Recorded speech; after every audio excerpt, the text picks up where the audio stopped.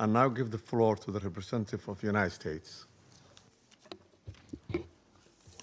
Mr. President, thank you for chairing. And I particularly want to thank you, Mr. Freitas, for your briefing. And I'll point out that Mr. Freitas is in exile, having fled the regime. Thank you for your courage, and thank you for shedding a light on the true atrocities of the illegitimate Maduro regime. This past weekend, colleagues, the United States successfully carried out a surgical law enforcement operation facilitated by the U.S. military against two indicted fugitives of American justice, narco-terrorist Nicolas Maduro and Cilia Flores. Colleagues, Nicolas Maduro is responsible for attacks on the people of the United States, for destabilizing the Western Hemisphere, and illegitimately repressing the people of Venezuela. As Secretary Rubio has said, there is no war against Venezuela or its people. We are not occupying a country. This was a law enforcement operation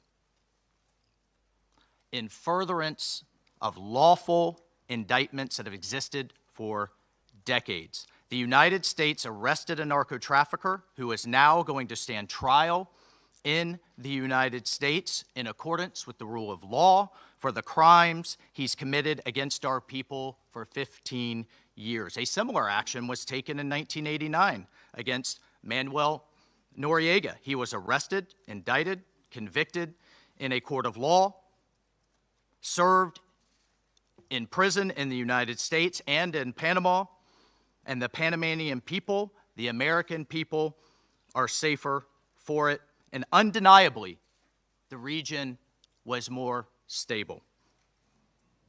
This law enforcement action was directed consistent with the President of the United States' responsibility as Commander-in-Chief to protect Americans at home and abroad against a fugitive who is directly responsible for narco-terrorism that has killed hundreds of thousands of Americans and created destabilizing violence throughout our hemisphere. Nicolas Maduro and his co-defendant, Cilia Flores, have been transferred here to the United States to stand trial for their crimes.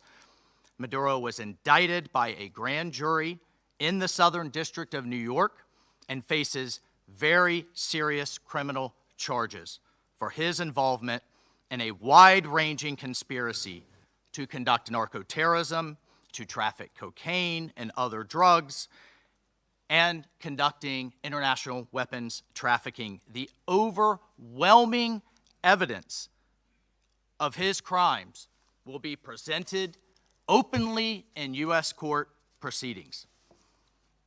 Colleagues, Maduro is not just an indicted drug trafficker. He was an illegitimate so-called president.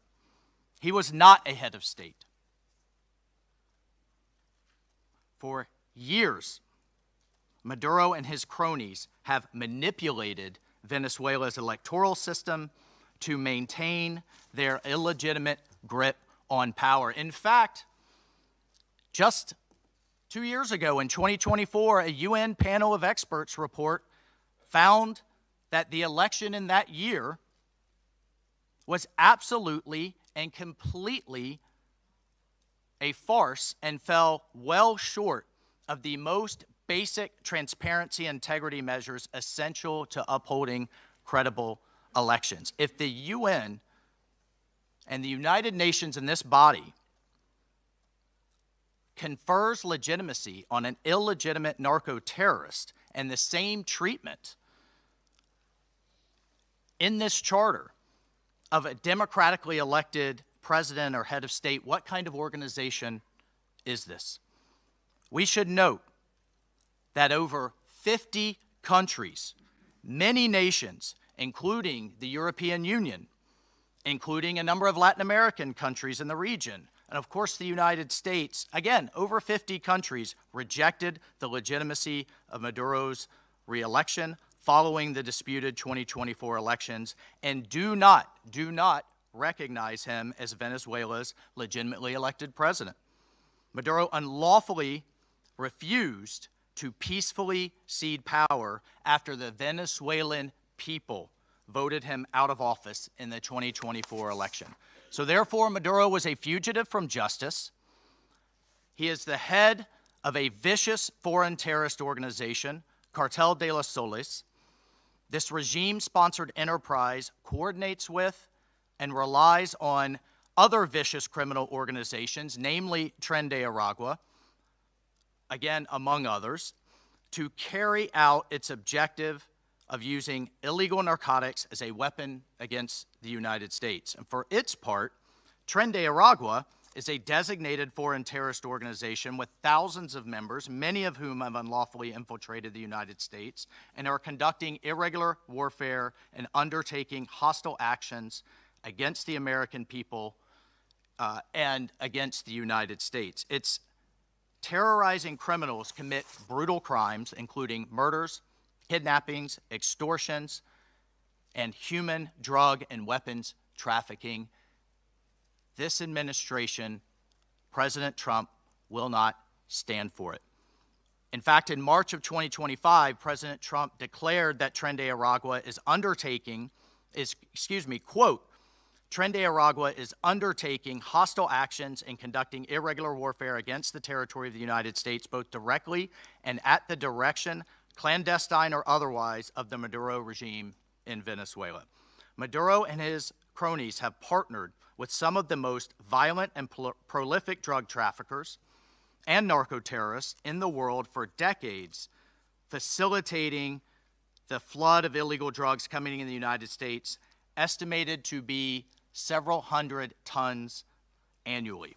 He has become rich, incredibly wealthy, off the misery of untold numbers of Americans, Venezuelans, and others, aiding and abetting international terrorist organizations like Hezbollah, coordinating with corrupt Iranian officials, and other malign actors to influence not only the region, but to malignly influence the United States. In fact, in its own 2025 World Drug Report, the United Nations Office on Drugs and Crime identified Venezuela as a key trafficking route in the Western Hemisphere for illegal drugs, predominantly cocaine, entering the United States and increasingly Europe.